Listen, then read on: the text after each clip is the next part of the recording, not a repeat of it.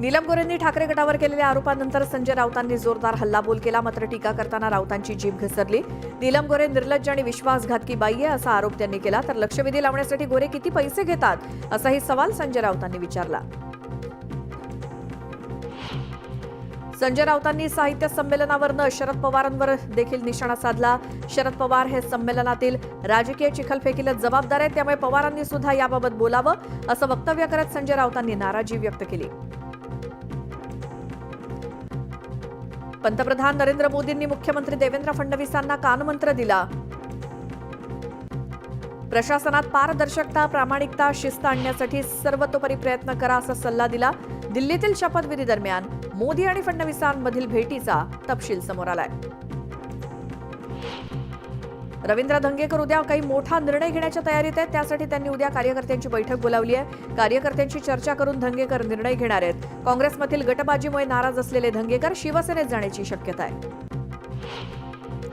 विधानसभेच्या निवडणुकीत उमेदवारी अर्ज भरताना खरी माहिती लपवल्यामुळे करुणा मुंडेंनी दाखल केलेल्या तक्रारीनंतर परळीच्या फौजदारी न्यायालयानं धनंजय मुंडेंना न्यायालयात कारणे दाखवा नोटीस बजावली होती. याबाबत आज परळीच्या फौजदारी न्यायालयात सुनावणी होणार आहे. कृषी मंत्री माणिकराव कोकाटे नाशिक जिल्हा आणि सत्र न्यायालयात धाव घेणार आहेत. सदनिका बळकावल्याप्रकरणी कोकाटेंना 2 वर्षांच्या कारावासाची शिक्षा सुनावण्यात आली आहे. अतिरिक्त न्यायालयाच्या निर्णयाविरोधात माणिकराव कोकाटेंकडून जिल्हा न्यायालयात अपील केलं जाणार आहे. नीलम गोरेंच्या माजी ओएसडीवरती फसवणुकीचा गुन्हा दाखल करण्यात आला. एका निवृत्त पोलीस अधिकाऱ्याची फसवणूक केल्याप्रकरणी हा गुन्हा दाखल करण्यात आलाय. मुलाला नोकरी लावून देण्याचा आमिष दाखवत 9 लाखांची फसवणूक केल्याचा आरोपी गोरेंच्या माजी ओएसडीवरती हा आरोप करण्यात आलाय. नीलम गोरेंच्या वक्तव्यानंतर ठाकरे गटाच्या महिला पदाधिकारी आक्रमक झाल्या. रश्मी ठाकरेंच्या नेतृत्वात पुण्यातील महिला पदाधिकाऱ्यांनी मातोश्रीवरती बैठक बोलावण्यात आलेली आहे. तर पुणे महिला आघाडीच्या संघटक रंजना नेवाळकरांच्या उपस्थितीत ही बैठक होणार आहे. मस्साजोग गावकऱ्यांचं शिष्टमंडळ पोलीस अधीक्षकांची भेट घेणारे अन्नत्याग आंदोलनावरती धनंजय देशमुख ठाम आहेत. त्याआधी गावकऱ्यांची भेट घेऊन पोलिसांची चर्चा केली जाणार आहे. संतोष देशमुख हत्या प्रकरणात धाराशिव जिल्ह्यातील वाशी तालुक्यातले पोलीस अधिकारी आणि फकराबादचे सरपंच नितीन बिक्कड सुद्धा सहभागी असल्याचा आरोप आमदार सुरेश धस यांनी केला. या सर्वांना मकोका लावा आणि हत्या प्रकरणात त्यांना सहआरोपी करा अशी मागणी धस यांनी केली. देशमुखांच्या मारेकऱ्यांना जोपर्यंत शिक्षा होत नाही तोपर्यंत सत्कार स्वीकारणार नाही असं आमदार सुरेश धस यांनी सांगितलं. धाराशिव जिल्ह्यात परांडा शहरात आमदार सुजितसिंह ठाकूर आणि मंत्री जयकुमार गोरे यांचा सत्कार समारंभाचा कार्यक्रम आयोजित केला होता. त्यावेळी स्टेजवर सुरेश धस यांनी सत्कार नाकारला. उपमुख्यमंत्री एकनाथ शिंदे आज कुंभमेळ्यात सहभागी होणार आहेत. प्रयागराजच्या त्रिवेणी संगमावर ते स्नान करणार आहेत. शिंदेंचा शिवसेनेचे मंत्री आणि काही नेतेही संगमावर स्नान करतील. राज्य विधिमंडळाचं अर्थसंकल्पीय अधिवेशन 3 ते 26 मार्च या कालावधीत होणार आहे. राज्याचा अर्थसंकल्प 10 मार्च रोजी दोन्ही सभागृहात मांडला जाईल. अखिल भारतीय काँग्रेस समितीचं पुढील अधिवेशन 8 आणि 9 एप्रिलला गुजरातच्या अहमदाबाद शहरात पार पडणार आहे. यावेळी भाजपच्या जनविरोधी धोरणामुळे निर्माण झालेल्या आव्हानाचा सामना करण्याची नीती या अधिवेशनात ठरवली जाईल. उपमुख्यमंत्री अजित पवार आज राज्यातील सर्व कृषी उत्पन्न बाजार समित्यांची आढावा बैठक घेणार आहेत. या बैठकीला जयकुमार रावल, माणिकराव कोकाटे देखील उपस्थित राहणार आहेत.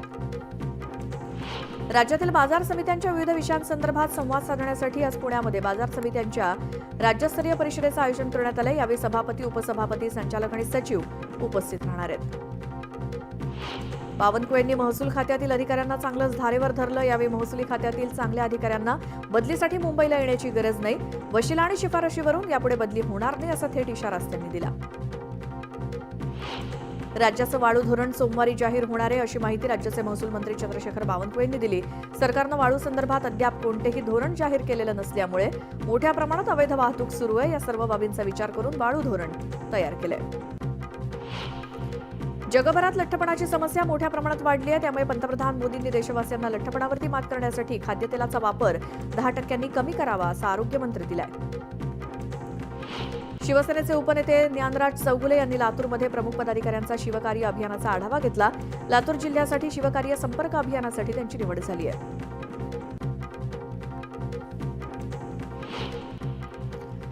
त्यानंतर एक मोठी बातमी आहे. रवींद्र धंगेकर उद्या एक मोठा निर्णय घेण्याच्या तयारीत आहेत. रवींद्र धंगेकर यांनी उद्या एक कार्यकर्त्यांची बैठक बोलावली आहे. तर उद्याच्या बैठकीत धंगेकर कार्यकर्त्यांशी चर्चा करणार आहेत आणि काही दिवसांपूर्वी एकनाथ शिंदे यांची देखील त्यांनी भेट घेतली होती.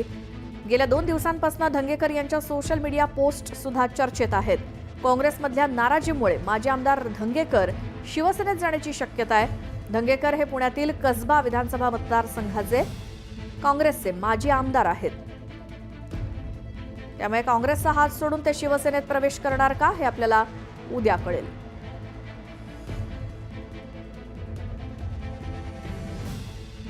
आमचे प्रतिनिधी अभिजित पोते आपल्यासोबत आहेत सध्या फोनलाईन वरती.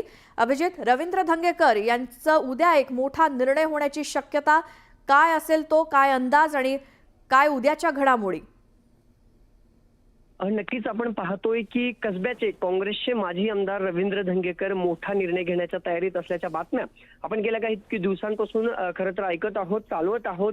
त्याचे कारणही तेच आहे, कारण मध्ये खरं तर रवींद्र धंगेकर एकनाथ शिंदेंना भेटले. उदय सामंत रवींद्र धंगेकरांच्या मुलाच्या वाढदिवसाचा केक काढण्याच्या फोटो समोर आल्या. त्यानंतर रवींद्र धंगेकरांनी एक स्टेटस ठेवलं ज्यामध्ये घरात भगवं उपरणं होतं, गाणंही तसंच होतं. या सगळ्यावरून धंगेकर काँग्रेसमध्ये नाराज आहेत आणि शिवसेनेत ते प्रवेश करतील अशा चर्चा होत्या. पण धंगेकरांशी काल ज्यावेळेस आपण संवाद साधला त्यावेळेस त्यांच्याकडनं असं सांगण्यात आलं होतं की माझे जे कसब्यातले कार्यकर्ते आहेत किंवा इतर ठिकाणचे जे माझे कार्यकर्ते आहेत त्यांच्याशी संवाद मी करेन आणि माझा पुढचा निर्णय जाहीर करेल. त्याच पार्श्वभूमीवर उद्या पुण्यातील त्यांच्या कार्यालयात रवींद्र धंगेकरांनी एक बैठक बोलवली आहे, ज्यामध्ये सगळे धंगेकरांचे जे कसब्याचे किंवा कसब्याच्या बाहेरचे जे कार्यकर्ते आहेत किंवा त्यांच्या जवळचे जे निकटवर्तीय आहेत त्या सगळ्यांशी धंगेकर उद्या दुपारी या सगळ्या विषयावरती चर्चा करणार आहेत. नेमकं भविष्यात राजकीय निर्णय कुठला घ्यायचा किंवा कुठल्या पक्षासोबत जायचं, काँग्रेसमध्येच राहायचं की काँग्रेसची साथ सोडून शिवसेनेत प्रवेश करायचा, या सगळ्या विषयावरती उद्या रवींद्र धंगेकर चर्चा करणार आहेत. आणि आता ज्यावेळेस आपण धंगेकरांशी बोलण्याचा प्रयत्न केला त्यावेळेस त्यांचं म्हणणं असं आहे की सध्या मी पुण्याच्या बाहेर आहे, मी गावी आलेलो आहे, पण उद्या दुपारपर्यंत मी पुण्यात येऊन कार्यकर्त्यांची सविस्तर बैठक घेईल, सविस्तर चर्चा करेन आणि पुढच्या 2 दिवसात माझा निर्णय जो आहे तो मी जाहीरपणे खरं तर सांगणार आहे. गेल्या काही दिवसापासून धंगेकर शिवसेनेत जातील या सगळ्या चर्चांना उधाण आला होता. उपमुख्यमंत्र्यांची त्यांनी भेट घेतली होती, त्यानंतर उदय सामंतांची भेट घेतली होती, पण वैयक्तिक कामांसाठी ही भेट असल्याचं सांगण्यात आलं होतं. पण आतून कुठेतरी एक राजकीय चर्चा अशी होती की धंगेकर आता शिवसेनेत पक्षप्रवेश करतील आणि त्याही पुढची माहिती अशी आहे की जर शिवसेनेत प्रवेश निश्चित झाला तर धंगेकर मुंबईत किंवा पुण्यात मोठा कार्यक्रम घेत स्वतः एकनाथ शिंदे यांच्या उपस्थितीत हा प्रवेश करतील. पण उद्या दुपारी कार्यकर्त्यांच्या बैठकीत नेमकी काय चर्चा होते आणि धंगेकर काय निर्णय घेतात आणि धंगेकरांची राजकीय वाटचाल काय असेल हे पाहणं महत्त्वाचं ठरणार आहे. अभिजित, धन्यवाद या सगळ्या माहितीसाठी. उपमुख्यमंत्री अजित पवार यांच्या संकल्पनेतून उभारलेल्या बारामतीच्या अद्ययावत बसस्थानकाला राज्यसभेच्या खासदार सुनेत्रा पवारांनी भेट दिली. यावेळी त्यांनी एसटी महामंडळाकडून नव्यानं उपलब्ध झालेल्या बसेसची पाहणी आणि पूजन केलं.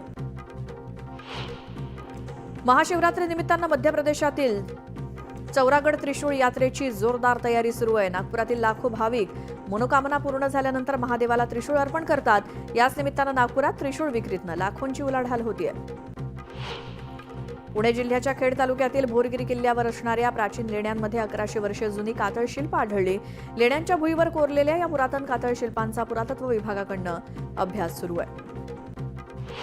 पालघर जिल्ह्यातील धरणांमध्ये मोठ्या प्रमाणात गाळ साचल्यामुळे पाणी साठवणूक क्षमतेत घट झाली आहे. पालघरमधील सूर्या प्रकल्पाच्या धामणी, कवडास, कुरंजे, ढेकाळे या धरणांच्या साठवणूक क्षमतेवरती परिणाम झालाय. त्यामुळे या धरणांमधील गाळ साफ करण्याची मागणी स्थानिक करत आहेत. मालेगाव परिसरातील नदी नाले फेब्रुवारीतच कोरडे पडलेत. पाण्याअभावी वन्य प्राण्यांचे हाल होऊ नयेत म्हणून वनविभागाकडून उपाययोजना करण्यात येत आहेत. मालेगावातील वनपरिक्षेत्रात 14 ठिकाणी कृत्रिम पाणवठे तयार करून वन्य प्राण्यांसाठी पाण्याची सोय करण्यात आली आहे. महाकुंभमेळ्याच्या पार्श्वभूमीवर भुसावळ मार्गे धावणाऱ्या 9 रेल्वेगाड्या रद्द करण्यात आल्या आहेत. रेल्वे प्रशासनानं अचानक गाड्या रद्द केल्याने प्रवाशांचे मोठे हाल होणार आहेत. बुलढाण्यात पहिला जीबीएस रुग्ण आढळलाय. 8 वर्षीय बालकाला जीबीएसची लागण झाली आहे. त्यामुळे जिल्ह्यातील आरोग्य यंत्रणा अलर्ट मोडवर आली आहे. भिवंडी पालिकेचे आयुक्त अनमोल सागर यांनी स्वच्छतेवर विशेष भर देण्याची सूचना कर्मचाऱ्यांना दिली.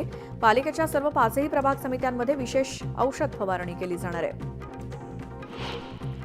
जीबीएसच्या वाढत्या प्रादुर्भावाच्या पार्श्वभूमीवर पिण्याच्या पाण्याच्या सार्वजनिक टाक्या स्वच्छ करण्याचा निर्णय पुणे महापालिकेनं घेतलाय. शहरात पालिकेचे 155 टाक्या आहेत. या सर्व टाक्या स्वच्छ केल्या जाणार आहेत. पुण्याच्या वेताळ टेकडीवर रस्ता तयार करण्याला उच्च न्यायालयानं पुणे महापालिकेला परवानगी दिली आहे. पर्यावरण प्रेमींनी या रस्त्याला विरोध केला होता. दरम्यान या निर्णयाविरोधात सुप्रीम कोर्टात जाण्याचा निर्णय पर्यावरण प्रेमींनी घेतलाय.